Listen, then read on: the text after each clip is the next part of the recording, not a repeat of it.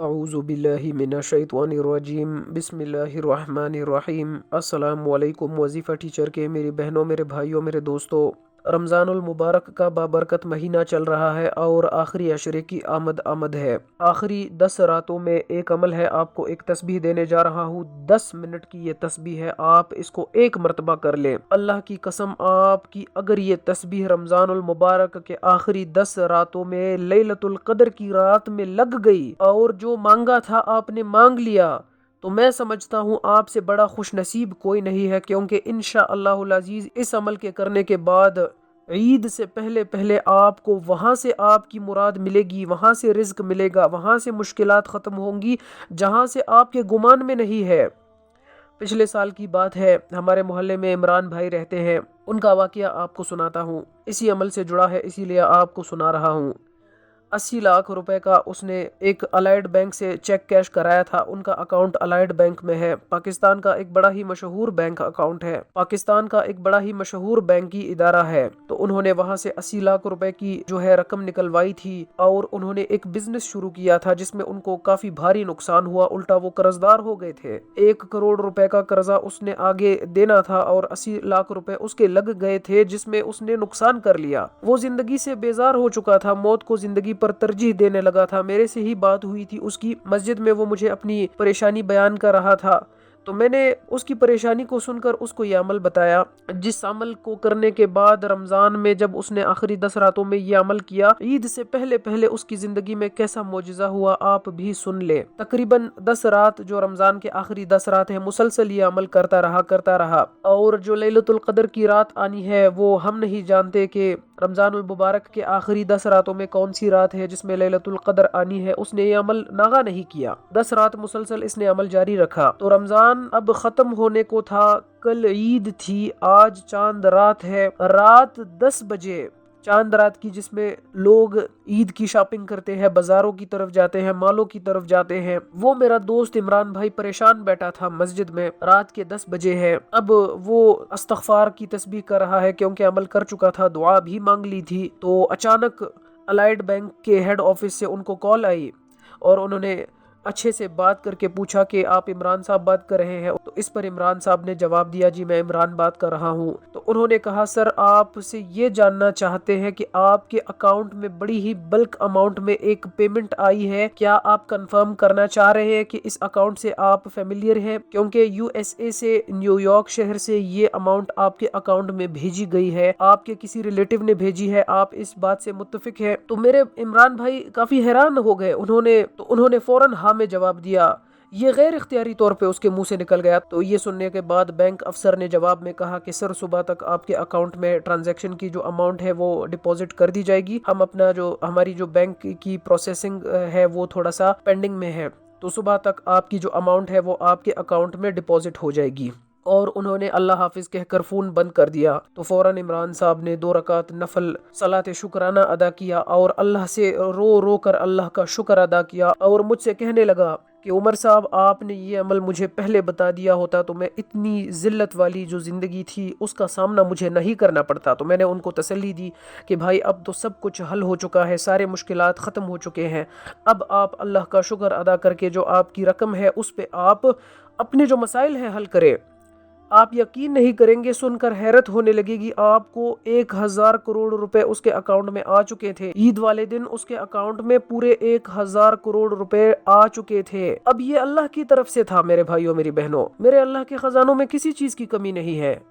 اللہ پاک کے خزانے جو ہے اس کی ضرورت اللہ پاک کو نہیں ہے، وہ خزانے اللہ پاک نے ہمارے لیے بنائے ہیں، میرے لیے بنائے ہیں، آپ کے لیے بنائے ہیں، لیکن مانگنے کا طریقہ ہونا چاہیے بس۔ اگر آپ کو مانگنے کا طریقہ آ گیا، اللہ کی قسم آپ کی ایسی کوئی دعا نہیں جو آپ مانگ لے اور فوری اس کا جواب آپ کو نہ ملے۔ تو وظیفے کا مکمل طریقہ کار آپ کو بتاؤں گا، آپ نے ویڈیو آخر تک ضرور دیکھنی ہے، کیونکہ ایسا نہ ہو کہ میری کوئی اہم بات آپ سے مس ہو جائے اور پھر آپ مجھ سے کمنٹ سیکشن میں سوالات پوچھیں کہ یہ کیسے تھا، وہ کیسے تھا، کیونکہ ایسا بھی ہو سکتا ہے کہ میں کوئی کوئی اہم بات کر رہا ہوں آپ اس کو مس کر دیں اور پھر وظیفے کا اثر نہ ہو اور پھر آپ کی پریشانی ختم نہ ہو تو پھر آپ کمنٹ سیکشن میں سوالات پوچھیں، تو اسی لیے ویڈیو آخر تک دیکھیں۔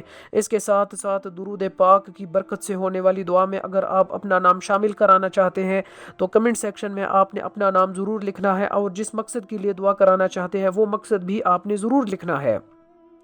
اس کے ساتھ ساتھ جو نئے آنے والے ہیں ان سے گزارش ہے کہ چینل کو سبسکرائب کر کے ساتھ میں بیل آئیکن ہے فوری پریس کریں تاکہ ہماری آئندہ آنے والی ویڈیوز کا جو نوٹیفیکیشن ہے بر وقت آپ تک پہنچ سکے۔ تو عمل کا طریقہ کار آپ جان لیں۔ عمل کا طریقہ یہ ہے کہ رمضان کے آخری 10 راتوں میں جب آپ نے عشاء کی نماز ادا کر لی، تراویح آپ نے پڑھ لی، تو آپ نے اسی جگہ پر بیٹھے بیٹھے جو مرد حضرات ہیں مسجد میں یہ عمل کرے، خواتین گھر میں اس عمل کو کر سکتی ہیں۔ اب آپ نے 11 مرتبہ اول آخر درود شریف پڑھنا ہے۔ درود شریف آپ ایک مرتبہ میرے ساتھ بھی پڑھ کر سن لیں تاکہ آپ کو ثواب بھی ملے۔ اللہم صلی علی محمد وعلی آل محمد کما صلیت علی ابراہیم وعلی آل ابراہیم انک حمید مجید۔ اللہم بارک علی محمد وعلی آل محمد کما بارکت علی ابراہیم وعلی آل ابراہیم انک حمید مجید۔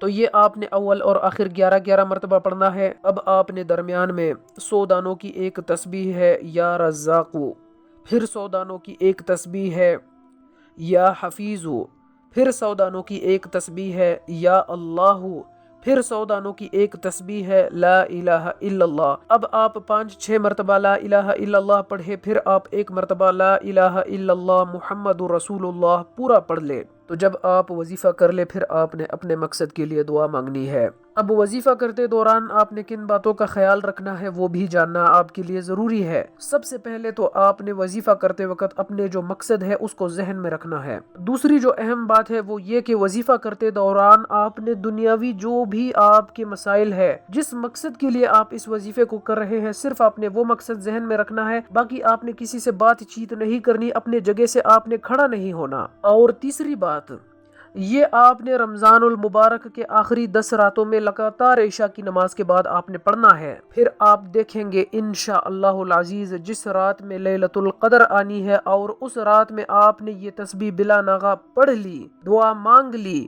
لیلۃ القدر کی جو برکت ہے آپ دیکھ لیں، آپ کو وہ ملے گا جو آپ نے مانگا تھا، جو آج تک نہیں ملا، جس کے لیے آج تک خوار ہوئے ہو، جس کے لیے آج تک رسوا رہے ہو، ذلیل ہوئے ہو۔ آپ میری باتوں کو برا نہ ماننا، میرے الفاظ تھوڑے کڑوے ضرور ہے لیکن آپ کے فائدے کے لیے بات کر رہا ہوں۔ یہ وظیفہ آپ کر لے، انشاءاللہ آپ کی جو ذلت اور رسوائی والی زندگی تھی وہ ختم ہو جائے گی۔ کاش میں آپ کے سامنے ہوتا، آپ کو ہاتھ سے پکڑ کر مصلی پر بٹھاتا اور کہتا کہ میرے بھائی میری بہن اس عمل کو کرو، یہ عمل ہے آپ کرو اس کو۔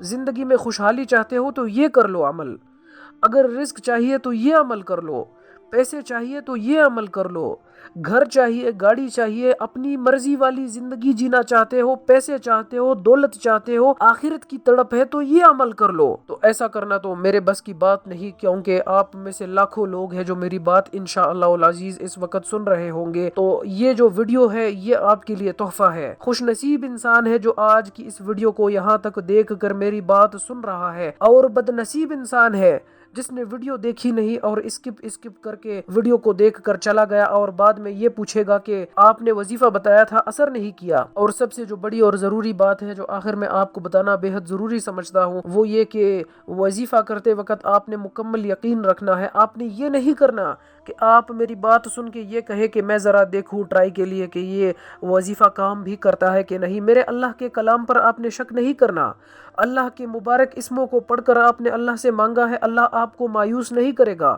بس مکمل ایمان ہونا چاہیے۔ جب ہم کسی بندے سے مانگتے ہیں تو ہم کیا کرتے ہیں؟ ہم جب اپنے ابو سے مانگتے ہیں، اپنی امی سے مانگتے ہیں، اپنے ماموں چاچو سے مانگتے ہیں تو ہم کیا کرتے ہیں؟ ہمیں یقین ہوتا ہے یا نہیں ہوتا؟